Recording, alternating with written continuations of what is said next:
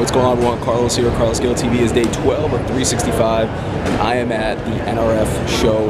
Really excited, looking forward to see what today brings. Stores, as we knew them, are over. Retailers don't quite get it yet. When you hear about stores closing, you go like, yeah, you know, Penny's is going to close 40 stores. They just published that. No big deal. Radio Shack's going to close 1,000 stores. That's a store that goes in your pocket. That's a store too. That's a store where you can have a store. And that's a store too. That's a store that you can have as a TV, so you can press buttons and buy stuff. And just imagine all that information flowing from your system, your pocket, your television, your swipe, right? Who knows about it? They do. They know what you like. That's a store. That's pretty smart thinking.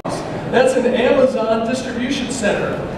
500,000 square feet, one of several, one of hundreds that have opened just in the last few years. So here's the way some people are looking at it. I take that, and I take that, and I have the store of the future. So people who use BOPUS don't want to go into stores, especially young people. Back here in my room now. It was a great first day at NRF. So before I take a shower and get dressed and go out to dinner, I'm going to go ahead and drop this vlog while thoughts are fresh on my mind. So first thing is first, I had a great phone interview today with a brand that has a really good size, established social media presence, and fingers crossed that I get a call back for a follow-up interview. But anyways, that has me really excited.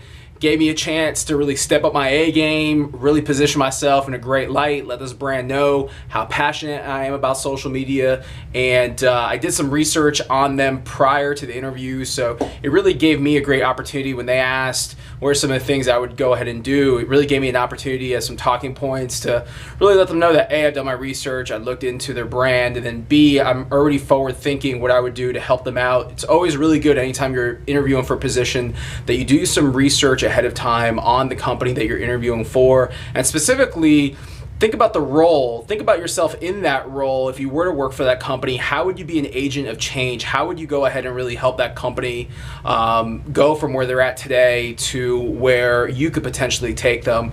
So let's go ahead and transition onto the subject of being an agent of change. So today's conference was cool. Sat in some pretty nice, educational breakout sessions. I can't say honestly that there was like anything groundbreaking about the breakout sessions I was in. There was a lot of the same stuff that you hear in the retail space or some brands out there. Ironically, a lot of them in Europe, and then here stateside, really the bigger brands that are leveraging things like near field communication, iBeacon, and mobile payments and e-receipts and things like that. So you hear about all these things over and over, and you kind of become immune to it because most of the brands where I shop, they're not implementing any of these technologies. So while on one hand it's cool to think, well, this one grocery store in France or in the Netherlands is doing this really cool stuff, where I shop, they're not doing that. So really, what's the value or what's the relevancy to me? And it's funny, I'll go into a couple points. On one, there was this one session I sat in with this one guy that was just really informative, really knew his stuff, works for a agency called WD, and one of the things that kind of irked me is when he spoke about millennials being the up-and-coming generation that brands should tap into, he kept referring to millennials as young people. And I think that's really misleading because young people can vary based on who's using it in the context. I've got kids that are 8 and 6. To me, they are young people, whereas from their point of view, they're looking at me as I'm an old guy. If you've got someone that's in their 50s and 60s and they're saying young people and they're referring to millennials, which are people typically from their early 20s to early 30s, that's one thing. But I feel like a lot of these conferences I go to, anytime someone's talking about millennials and they're a lot older, they talk about millennials in a negative context. They almost talk about millennials like if we're not valuable to brands. And again, in this guy's session today, he just kept using the term young people, and he used it in kind of like a negative connotation. He kept talking up the fact that baby boomers have more spending capital and this and that, and that young people are really difficult and complicated shoppers. And it kind of irked me the wrong way, because at the end of the day, as a retail brand or as a company period, you need to be able to adapt and evolve with your customer. It's not all about your customer evolving and adapting to you as the brand. No, the customer is what puts dollars in the cash registers, and the customer is what keeps you in business, and the customer is what keeps you with a job. So it's you as the brand that needs to adapt and mold to the customer, not the other way around. There were brand representatives talking about engagement, and people float the word engagement around like it's a hot trending buzzword.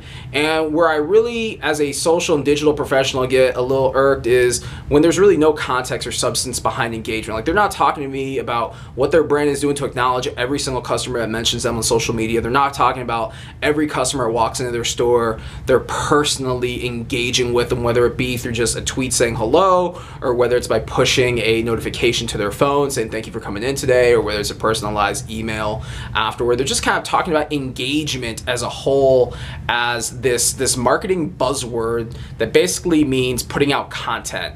And putting out content, in my opinion, is called advertising. It's not engagement.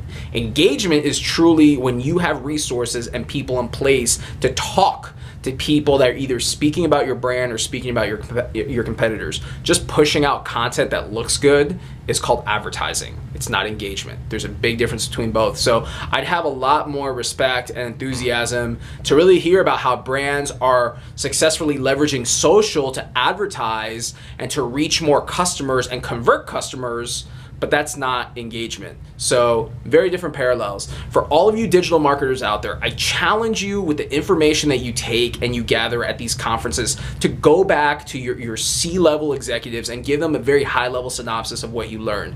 And here's where I'm going with this. A lot of these sessions I sat in today are people like me, and they're like you. They're mid to senior level professionals. They're hearing all this information. They're hearing of all this cool stuff in marketing that's going down at different brands, but unfortunately, they are not the most senior level decision makers. In my opinion, you need to get the CEOs in the room. You need to get the CEOs in the room, the CMOs, the CIOs, the CTOs, the chief engagement, the chief content officers. You need to get these people in a room, and you really need to just basically lay out on the table, here is what other brands out there are doing.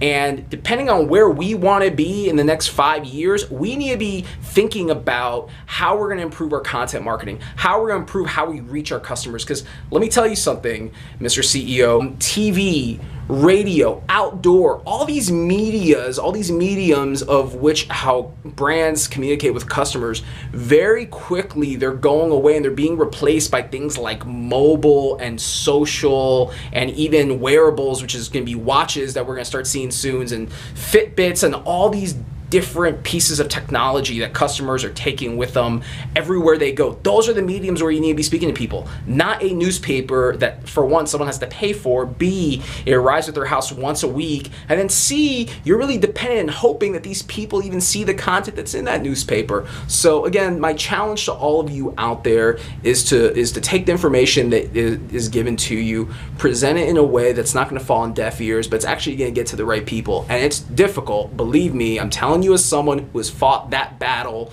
for the last 4 years working at retail brands, it's not easy at all, because someone like you, someone like me, that passion is going to get misconstrued as someone that's really trying to be rogue and renegade, and that's not even what the intent is. The intent is you care about the brand, you care about technology, and you care about helping your brand be successful, leveraging this technology to sell more stuff, to build better relationships, and to get customers to be loyal to your brand. And that is real talk. I'm winded, but this is passion 110%. I am so amped up over this, and when I sit in sessions and I hear information that either A, resonates but the wrong people are hearing it, or B, it doesn't resonate at all because it's being delivered in the wrong context, it really charges me up. Again, I want to be the agent of change. I know a lot of you out there want to be the agent of change, so take the information that's given to you, make sure it gets in the right hands and the right people hear it, and that's real talk. For now, friends, fist bumps, bam, peace. Thanks a lot for watching. Make sure that you subscribe to my channel on YouTube. See ya.